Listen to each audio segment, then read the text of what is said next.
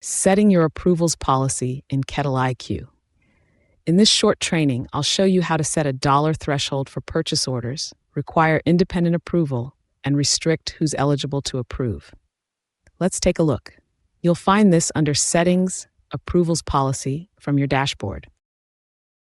This page controls who has to approve what before it goes out the door, starting with purchase orders.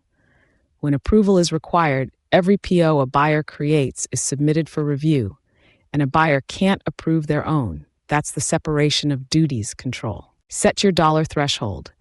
Any purchase order under this amount can be submitted without a second approval, and anything at or above it routes to an approver first. This is how you let small orders move fast, while big ones get a second set of eyes. Choose who's eligible to approve. You can restrict this to specific roles, like owner or finance manager, rather than anyone with purchasing access. If you want approvals to escalate automatically when nobody acts within a certain time, set that escalation window here. Save. These rules apply the moment you save them, so review your threshold and approver list carefully before you turn this on for the whole team.